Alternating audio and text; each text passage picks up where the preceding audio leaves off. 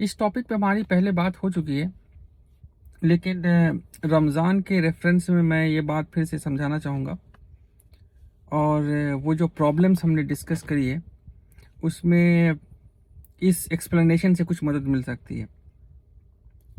देखिए, हमारा जो एग्जिस्टेंस है, अगर आप इस पे ध्यान दें, और जिन लोगों ने बायोलॉजी पढ़ा है और जो लोग लाइफ साइंस को स्टडी करते हैं, उनसे अगर आप डिस्कस करें तो वो बताएंगे कि जो है, इस दुनिया में जितने भी लिविंग क्रिएचर हैं, जो भी जानदार हैं, मज़े की बात यह है कि 97% पानी के अंदर है, और जो 3% हैं जानदार जो कि ज़मीन पे हैं, उसमें एक बहुत ही स्मॉल माइनॉरिटी हैं जो कि ह्यूमन बींग्स हैं, मतलब हम और आप। तो हमारी जो तख्लीक है, या जो हमारी जो बनावट है, वो उसी फाउंडेशन पे है, जिस फाउंडेशन पे बाकी दूसरे जानदार की बनावट है। या हम जिस स्पीशीज़ में हैं, उस स्पीशीज़ की जो एक लार्जर ग्रुप है, जिसको हम फाइलम कहते हैं, वो फाइलम कॉर्डेटा है, जिनके अंदर वर्टिब्रेट होता है, वर्टिब्रल कॉलम होता है। वो सारे जानवर जो हैं, उनकी बहरहाल फाउंडेशन सेम है। तो हमारे अंदर एनिमल इंस्टिंक्ट है, मतलब अल्लाह ताला ने जो हमें बनाया है, ऊपर वाले ने जो हमें बनाया है, हमारे अंदर वो सारे इंस्टिंक्ट हैं जो किसी एनिमल में होते हैं। और वो सारे इंस्टिंक्ट किसी असूल पे काम कर रहे हैं, एक कानून पे काम कर रहे हैं।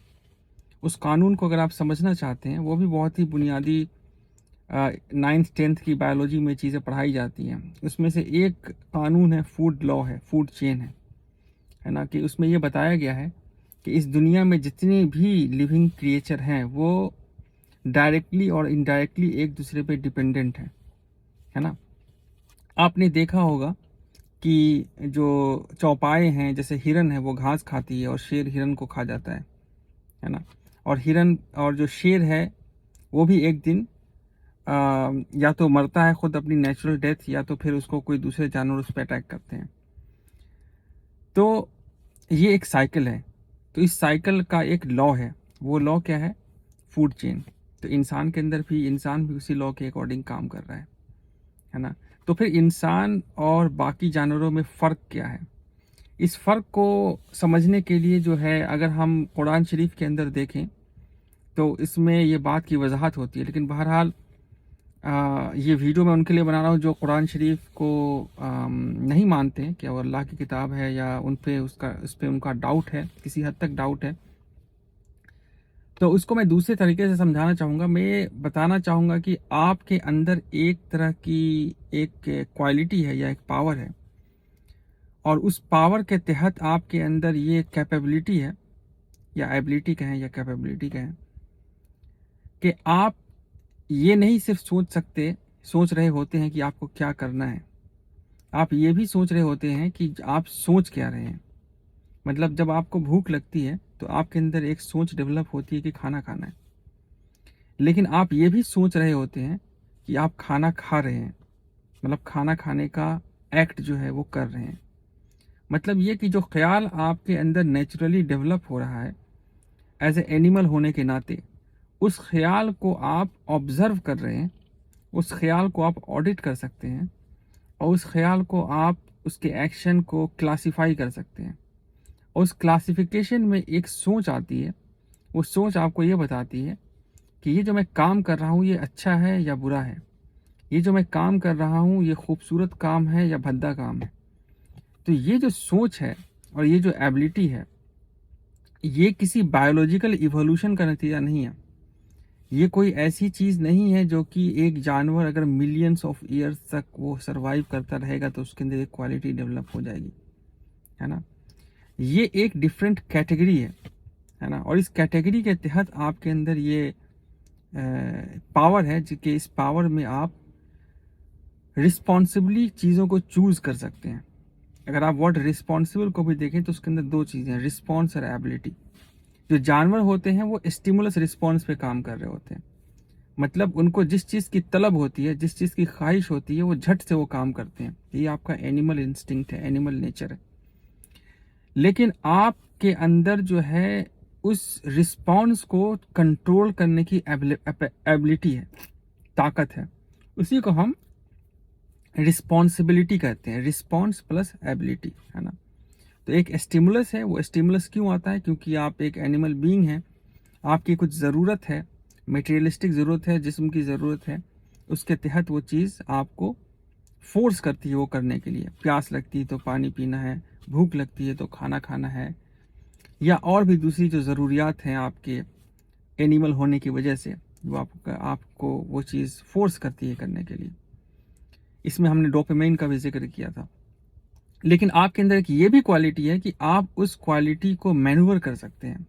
आप उस रिस्पॉन्स को जो इस स्टिमुलस के नतीजे में आ रहा है, उस स्टिमुलस को आप आप कंट्रोल कर सकते हैं बेसिकली, है ना। यही एक ह्यूमन नेचर है जिसकी वजह से ही इंसान इंसान है। तो अगर इंसान के अंदर ये कंट्रोल ख़त्म हो जाए कि वो अपनी रिस्पॉन्स को मैन्यूवर करने की ताकत खो दे, इस रिस्पॉन्स को चैनल करने की ताकत खो दे, तो धीरे धीरे वो जानवर बनता चला जाता है। ये कैसे होता है? ये एक नेचुरली एकदम से नहीं होती चीज़ है। आपने देखा होगा बच्चों में अपनी चीज़ों को इकट्ठा करने की आदत होती है। एक लालच का फैक्टर होता है, एक डर का फैक्टर होता है। तो ये लालच और डर जो है एनिमल इंस्टिंक्ट की तरफ आपको ले जाने की कोशिश करता है। और उसी तरह कुछ चीज़ों की हमें आदत हो जाती है, और उस आदत को हम कैरी आउट करने के लिए उस एनिमल इंस्टिंक्ट को हम रिस्पॉन्ड करने लगते हैं। इसी के लिए इन्हीं चीज़ों को कंट्रोल करने के लिए, जो अगर आप रिलीजियस प्रैक्टिस देखें, मेरा मानना डिफरेंट है रिलीजन और रिलीजियस प्रैक्टिस को लेकर, चूँकि मैं इस्लामिक और कुरानिक पॉइंट ऑफ व्यू से इस चीज़ को देखता हूँ।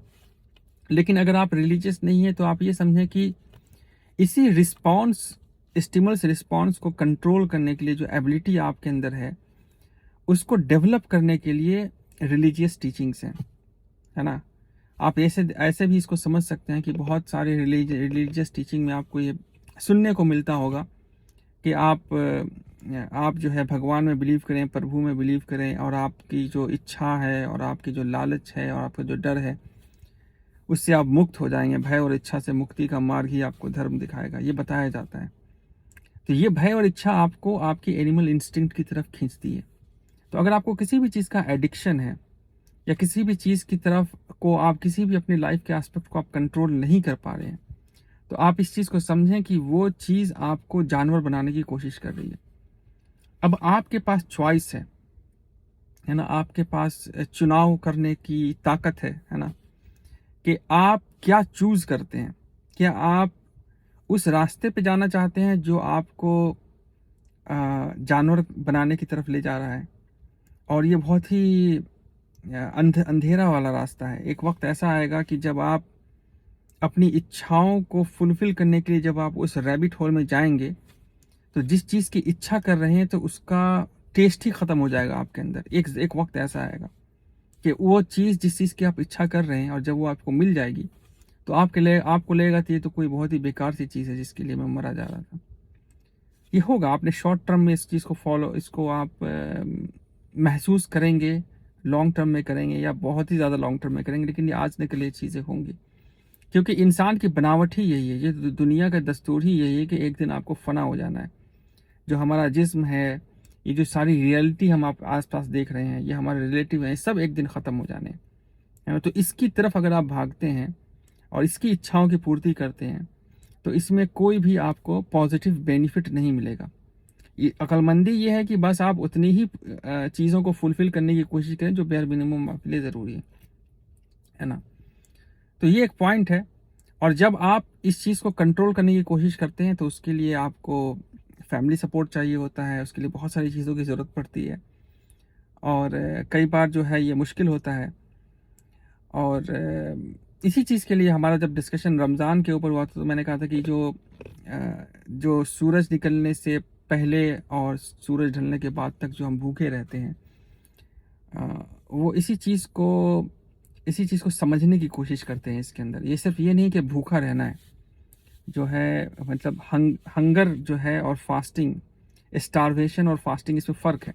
मतलब जब आप भूखे हैं तो आप बहरहाल आप खाने की तलाश में हैं, लेकिन जब आप फास्टिंग कर रहे हैं तो अपने आप को रोकते हैं। खाना तो आपके पास है, लेकिन आप रोकते हैं, और रोकने के लिए आप रीज़न तलाश करते हैं।